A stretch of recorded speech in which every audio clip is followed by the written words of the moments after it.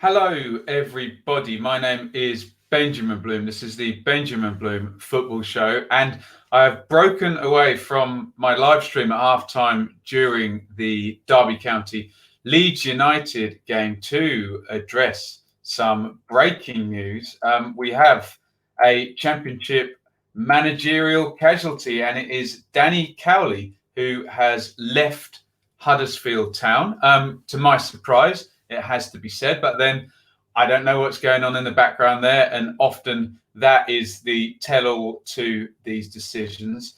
So here is my reaction to Danny Cowley being fired, and just a little bit of a timeline as to what's happened and what might be leading to it. Obviously, we've had Lee Johnson go and Pep Clotet recently, so some sense of firing season happening, and all of this happening just after that big win for Huddersfield over West Brom, the one that looked to have really stopped West Brom's automatic promotion challenge and handed Leeds United the title. So interesting timing, but again, we don't know what's going on in the background. There is the tweet, 1:44 today.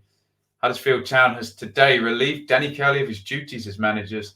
Assistant manager Nicky Cowley will also depart the club immediately. If you click through from that tweet, you will see this statement with comments from Chairman Phil Hodgkinson there. I would like to place my thanks on record to Danny and Nicky for their hard work and dedication securing the club's place in the Sky Bet Championship for next season. That was the clear priority. They were appointed in September, and we are grateful for what has been achieved. We wish Danny and Nicky all the best for their future, and they leave with my best wishes. However, we have made this decision in the belief that in the long term, it is in the best interests of the club as we move forward. We have different vision for the way we operate the club and how our ambitions can be achieved. And tell all at the end there, the club are not seeking applications for the vacant position. So the normal language we'd expect to be used in one of these statements. Particularly interesting, they're not seeking applicants. Does that mean there is somebody currently out of work? Karanka, McCarthy, Houghton, who's been spoken to? I'm just freewheeling here, in which instance that they know that they've got somebody lined up. Obviously, no legal issues if the person is already out of work, although morally, if you've got people in your job, are you lining up their replacements? Look, we know that it goes on. Interesting, the way the club's run and matching their ambitions. So, look, they've hired the Cowleys, they've brought them in, they've got them out of trouble but it's obviously something is not working here. The Cowleys came in much earlier this season to replace Jan Siewert there. Look at that, 16th of August he went after one win in 7 months. Remember, obviously, that as Huddersfield were going down from the Premier League was the position there. So Siewert starts the season, but obviously does not go well. A little while there, 9th of September, and Danny Cowley is hired, leaving Lincoln there in League One. Remember, they had 2 promotions, and I believe one of the minor cup tournaments won as well. You'll see up there my Ipswich scarf. So my first exposure to the Cowleys was there. Lincoln won, Ipswich 0, and that was the nation's, I think, first exposure to these managers. Remember the Essex PE teachers as they were beforehand, beating former FA Cup winners Ipswich 1-0 there live on BBC to really make their name nationally.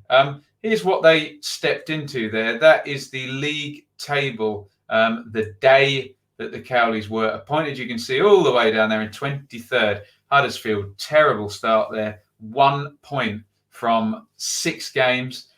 So essentially, you're making up a 4 points at that point deficit to get above relegation. We'll remember that number. They were 4 points back from where they started. But you and I know it's never that simple, especially with relegated clubs, given that it's often other managers, players, and confidence might have gone, and they might have spent, often it can be years of losing lots of games and just hanging in there. And sometimes that needs to be turned around, and it's not that easy. We must say at this point as well, Huddersfield in receipt of the fabled, mythical, gargantuan help that is parachute payments. I don't want to get into that particular can of worms here, but 45 million in the first season, 35 million the second, and beings they stayed up 2 seasons, an extra 15 million will be coming in 2 seasons' time. Obviously, that's always a factor in the timings of who they have running their club and when they hire and fire them. So look, you can see that terrible start there. They lost the first 2, then got a draw, and then actually a really good run there. Look, from October the 1st there, and that was a big game as well that probably did for Nathan Jones, didn't it? Stoke, win-win, draw, win-win. So a really, really decent run there, 14 points in 6 games, and then not actually losing too many in that whole period. And then another splurge at the end there, 7 in 3 games right at the bottom there. And if you look, some big wins there over rivals. Charlton 0, Huddersfield 1 was no doubt key at the time. We get to January, and here's what they did in terms of getting their own guys in. Willock there. Lussell comes back. He'd already been at the club. Andy King, Emil Smith-Rowe coming in. Harry Toffolo, who they had at Lincoln, comes in as a fullback, and Richard Stearman. So very much a sense that they wanted their own players, and that will prove it. I don't know whether these are wage cuts or just get these guys out, but look at that. Moy, obviously, they would have liked to keep, but Brighton had already done that deal to convert. And then just a whole slew there. And Benza, big money there. Kangolo too. Hadjianaj, Schofield, Diakabi as well. Some of the big money Premier League signings bombed out on loan, did not want them.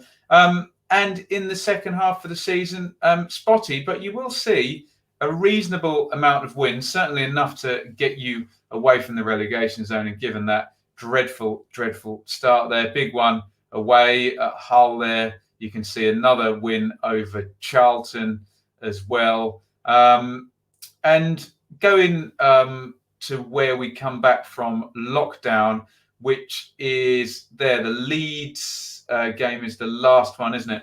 And they come back not in great form, but with the Cowleys, they just didn't lose too many games, which takes us all the way down to the bottom there. And that incredible win that essentially get them safe. The one that promoted Leeds there against West Brom at the bottom. So here is what the table looks like right now.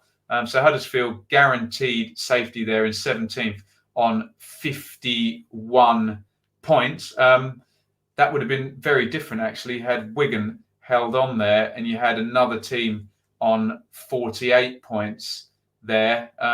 Although, no, they still would have been safe, wouldn't they? Because then Charlton would have 1 less point. However, it seems very clear that the Huddersfield hierarchy have waited until they were safe, and out they go. You can see there just a season basically in the bottom of 6 for the most part, and one low ebb there just before lockdown, and then just after there on game number 39 as well. So look, it's been a tough old slog at Huddersfield.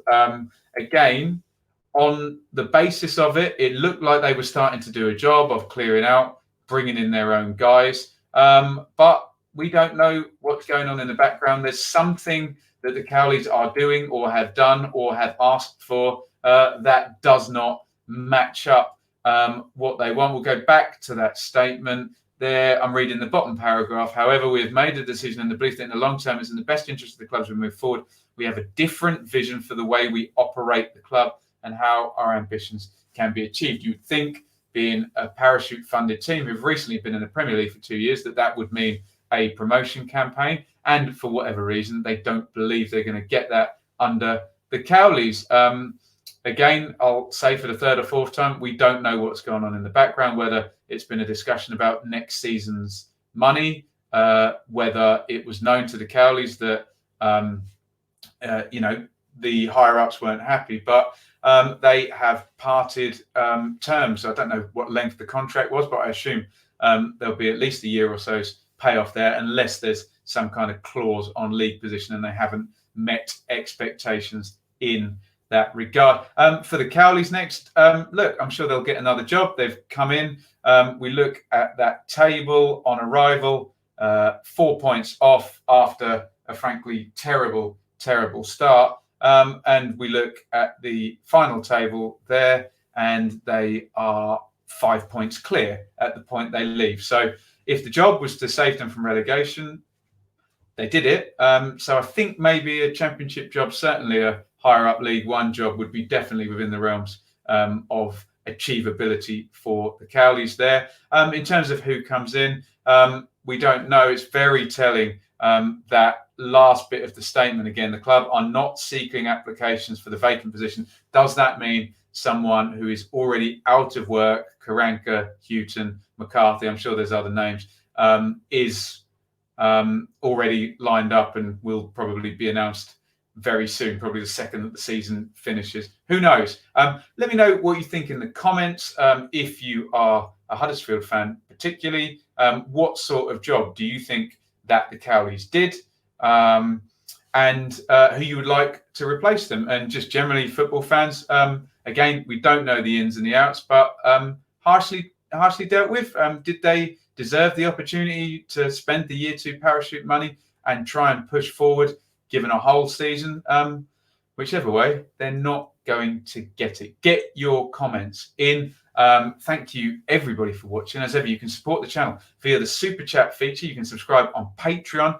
Please also support by commenting on this video and hitting the like button. And thank you everybody. Yesterday we went over 10,000 subs on the channel. Anyway, I have now missed 5 minutes of Derby versus Leeds, which I'm supposed to be covering, so I will get back to that right there. I will say thank you very much and get your comments in as Danny Cowley leaves Huddersfield Town as manager. Thank you for watching.